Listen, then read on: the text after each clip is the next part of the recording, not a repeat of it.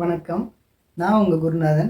இது 2025க்கான சனி பயிற்சிக்கான பலன்களை பற்றி பார்ப்போம். அது பார்க்குறதுக்கு முன்னாடி ஒரு சின்ன விஷயத்தை பார்த்துடலாம். அது என்னன்னா, நம்ம எல்லாருக்கும் மாதம் ஒரு வருமானம் வரும். இந்த வருமானத்தில் ஒரு சின்ன தொகையை எடுத்து வைங்க. எடுத்து வச்சு உங்களோட ஏரியாவில் ரொம்ப ஏழ்மையாக இருப்பாங்கள மக்கள், அவங்க யாராவது ஒரு 2 பேருக்கு அன்னதானம் செஞ்சுட்டு வாங்க.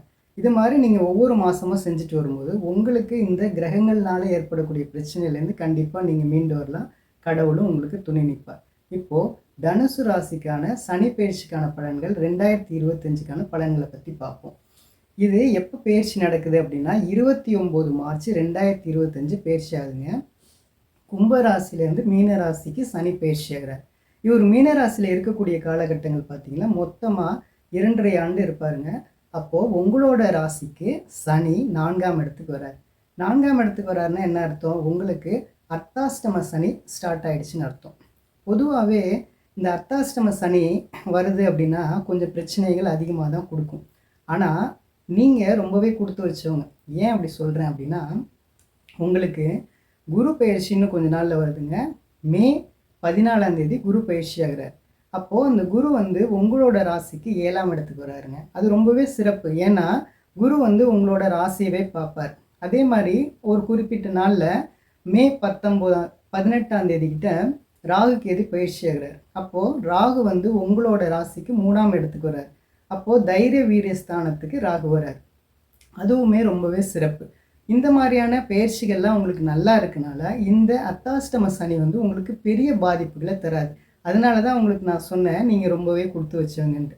சரி, அப்போது அந்த 4ஆம் இடத்து சனி என்ன தான் செய்வார் அப்படின்னு சொல்கிறீங்கன்னா, உங்களுடைய தாயார் ரொம்ப ஏஜ்டாக இருக்காங்க, ரொம்ப முதியவராக இருக்கிறாங்க அப்படின்னா அவங்களுக்கு உடலில் சில பிரச்சனைகள் கொடுப்பாங்க. இந்த மாதிரியான விஷயங்கள் நடக்கும். அதனால் அவங்களோட ஹெல்த்தில் ஏதாவது ஒரு இஷ்யூஸ் இருக்குது அப்படின்னா உடனே அவங்கள டேக் கேர் பண்ணிக்கங்க, நல்லபடியாக பார்த்துக்குங்க. அதே மாதிரி இந்த 4ஆம் இடத்துல இருக்கக்கூடிய சனி வேறு என்ன செய்வார் அப்படின்னா, நீங்கள் வண்டி வாகனங்கள்லாம் போகும்போது கொஞ்சம் கேர்ஃபுல்லாக இருக்கணுங்க. நம்ம சேஃப்டியாக நீங்கள் பார்த்துங்க, ரூல்ஸ் எல்லாம் ஃபாலோ பண்ணி போய்க்குங்க. அதே மாதிரி நீங்கள் வீடு வாங்குறீங்க, நிலங்கள் வாங்குறீங்க அப்படின்னா டாக்குமெண்ட் வைஸ் நீங்கள் நல்லா செக் பண்ணி வாங்குங்க. இல்லைன்னா நீங்கள் இந்த மாதிரி யாராவது ஏமாற்றக்கூடிய சூழ்நிலைகள் வரும், நீங்கள் அவங்க பின்னாடி ஓடுற மாதிரி போயிடும். அதனால் நீங்கள் இந்த டாக்குமெண்ட் வைஸ் நல்லா பார்த்துக்கிட்டு செக் பண்ணி வாங்கினீங்கன்னா பெரிய பிரச்சனைகள் எதுவும் வராது. அதே மாதிரி படிக்கக்கூடிய மாணவர்கள் கொஞ்சம் நல்லா கான்சன்ட்ரேட் பண்ணி நல்லபடியாக படிங்க.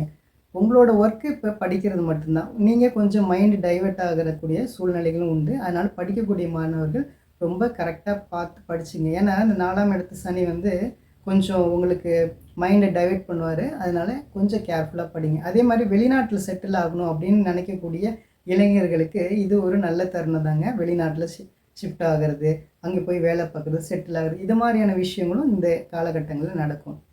அதே மாதிரி வீடு ஏதாவது ஷிஃப்ட் பண்ணணும் அப்படின்னு நினச்சிங்கனாலும் அதுவும் இந்த காலகட்டத்தில் நடக்குங்க. அதுக்கான செலவுகள் நடக்கும்.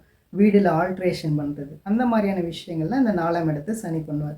அதுக்கப்புறம் இந்த 4ஆம் இடத்து சனியை அவர் பார்க்கக்கூடிய இடங்கள்லாம் எங்கெங்கே அப்படின்னா, அவர் 6ஆம் இடத்தை பார்ப்பார், 10ஆம் இடத்தை பார்ப்பார், அதுக்கப்புறம் 1ஆம் இடத்தை பார்ப்பார். அதுனா என்ன அப்படின்னா, 6 அப்படிங்கன்னா கடன், நோய், எதிரி, இந்த ஸ்தானத்தை பார்க்குறாரு. 10ஆம் இடங்கிறது உங்கள் தொழில் ஸ்தானம், கர்மஸ்தானம்னு சொல்கிறது. 1ஆம் இடங்கிறது உங்கள் ராசியை பார்க்காரு. ஆக இந்த மாதிரி இடங்கள்லாம் பார்க்குறதுனால என்ன மாதிரியான பிரச்சனைகள் இருக்குது, நல்லது கெட்டதுங்கிறத பார்க்கலாம். பொதுவாக 6ஆம் இடத்தை பார்க்குறதுனால உங்கள் ஹெல்த் வைஸு நீங்கள் கொஞ்சம் டேக் கேர் பண்ணிக்கணுங்க. உங்களுக்கு ஏதாவது ஒரு 50 வயசுக்கு மேலே இருக்கீங்க அப்படின்னா உங்களுக்கு உடலில் ஏதாவது பிரச்சனை வந்துச்சுன்னா நீங்களே உங்களுக்கு எதுவும் மெடிசன் எடுக்காமல் கண்டிப்பாக போய் டாக்டரை பார்த்து செக் பண்ணிவிடுங்க. ஏன்னா உங்கள் உடம்புக்கு உங்களுக்கு தெரியும் இப்போ என்ன மாதிரியான பிரச்சனைகள் இருக்குது அப்படிங்கிறது ஓரளவுக்கு தெரிஞ்சிச்சுன்னா டக்குன்னு போய் டாக்டரை கன்சல்ட் பண்ணி பார்த்துங்க. பொதுவாக 2025 உங்களுக்கு பெரிய ஹெல்த்தில் ஒன்றும் இஷ்யூஸ் வராதுங்க. 2026 என்ன பிரச்சனைகள்லாம் கொடுக்கலாம். அப்போ அந்த மாதிரி காலகட்டத்தில் நீங்கள் கரெக்டாக டாக்டரை செக் பண்ணிக்க, எந்த அலட்சியப்படுத்தாமல் உங்களோட ஹெல்த்தை டேக் கேர் பண்ணிக்கங்க. அதுக்கப்புறம் 10ஆம் இடத்துல சனி பார்க்குறாருல, அப்போ தொழிலில் வேலையில் எந்த பிரச்சனையும் இருக்காது. ஆனால் நீங்கள் வேலை செய்யக்கூடிய இடங்களில் நீங்களே டென்ஷனாக நீங்கள் அதிகமாக பேசுகிறது. ஏன்னா 1ஆம் இடத்தை பார்க்குறனால சனி உங்களுக்கு அதிகமான பிடிவாதமாக இருப்பீங்க. கொஞ்சம் அதிகமாக இன்னொருத்தவங்க மேலே நீங்கள் டென்ஷன் ஆகிறதுக்கான வாய்ப்புகள் இருக்குது. அப்போ இந்த மாதிரியான சமயத்தில் இது என்ன செய்யும்னா, உங்களுக்கு தொழிலையும் நீங்கள் மற்றவங்களோட கொஞ்சம் அனுசரித்து போகாத சூழ்நிலை வரும். வீட்லேயும் நீங்கள் குடும்பத்தில் மனைவியோட கொஞ்சம் சண்டை சச்சரவுகளை நீங்களே பண்ணக்கூடிய வாய்ப்புகள் கொஞ்சம் அதிகமாக இருக்கும். ஆக இந்த மாதிரியான விஷயங்கள்லாம் நீங்கள் கொஞ்சம் கரெக்ட் பண்ணிக்கிட்டிங்கன்னா உங்களுக்கு இந்த சனி பயிற்சி ஒன்றும் பெரிய விஷயங்களை கொடுத்துடாதுங்க. பொதுவாகவே தனுசு ராசிக்காரவங்க ரொம்பவே வில் பவர் அதிகங்க. எவ்வளோ பிரச்சனையா இருந்தாலும் மீண்டு வந்துடுவீங்க. ஆனால் இந்த மாதிரியான சின்ன சின்ன பிரச்சனைகள் தான் இருக்குது. இதை நீங்கள் கண்டிப்பாக நீங்கள் ஓவர் கம் பண்ணி வந்துடுவீங்க. ஒன்றும் பயப்பட வேண்டாம்.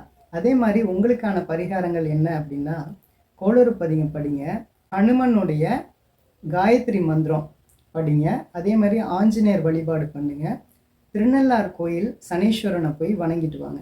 இந்த மாதிரியான விஷயங்கள்லாம் பண்ணுங்க. நம்புங்க, நல்லதே நடக்கும். நன்றி, நன்றி, நன்றி.